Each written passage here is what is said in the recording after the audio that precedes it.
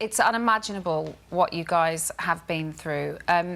If you could just take us back and tell us what... It was the last day of the festival. What had that day been like?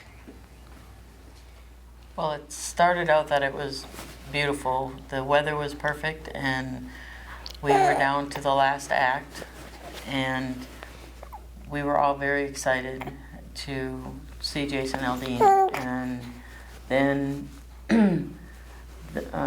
my sister had told me that when you're dancing around, be careful, because a pregnant lady just came up behind us.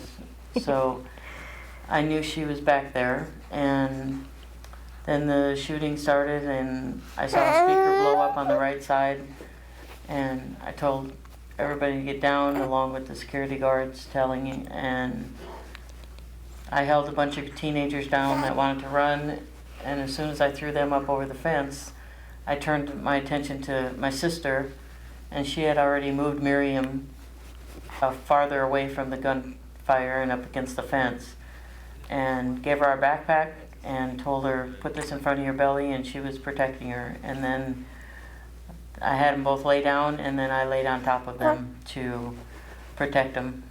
Did you, as soon as you heard those shots, did you know instantly that it was gunfire? No, everybody thought it was fireworks. And Miriam, let me come to you. Miriam, let me come to you, because, I mean, there you are, you've been at this festival, you both live not far from that area, you know, you're enjoying yourself, you're very heavily pregnant as well. What was running through your mind when you finally realised this isn't fireworks as you thought it was originally, this is actually gunshots? I think the most important thing was trying to protect myself, like my stomach, so nothing would nobody would bump into me and I wouldn't fall down and hit my stomach. Just protection over him. That was my whole priority at all. Like, that's all I can think about. Look at him. And Sue Ann, I mean, you literally went into, I mean, we were talking about this morning, hero mode. If anything, you're there with your sister, you don't know Miriam, and you obviously got Miriam, you held her back, you looked after her, but not only Miriam, you actually, once you got Miriam out, you went back in and helped more people. I mean, it's what we'd all like to think we'd be able to do, but what was running through your mind thinking, I've got to go back in and help these people?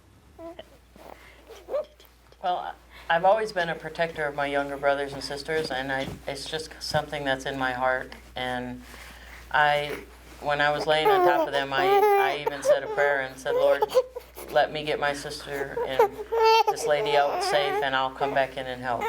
And Miriam, you very much have been very open in saying that Sue Ann was absolutely responsible for saving your life that night, wasn't she? I think that she kept me on my feet. She kept me from taking it all in and realizing, okay, this is serious, this is happening right now. She kept me from going into panic mode. So I really don't know how everything else would have played out if it wasn't for her keeping me on my feet. And it's you know, we need to say this, you wasn't at this concert together. You had no idea of who each other was. You didn't even know each other's names. So how, when obviously Sue Ann had helped you and then you've gone to the hospital and got checked out and everything, you've got no way of getting in contact with this woman that's, as you self-admittedly said, saved yours and your unborn son's life. How did you two manage to get into contact with each other? Well, we are both part of a Facebook group from Las Vegas that is just people that are posting and talking about how they're coping with everything that has happened, or when they're going to the healing garden, just random little things. And I saw her comment on a post, and the picture kind of looked familiar to me, so I ended up clicking on her profile, and I instantly recognized her. So I messaged her and I sent her a picture that I had seen, in which it's myself and they're in front of me, so it's like the three of us that I didn't take. I just ended up finding it too. And I send it to her, like, is that you? Because I'm looking for these two ladies. And it ended up being her. And what was it Happy like moment. when you what was it like when you finally managed to meet up again for the first time?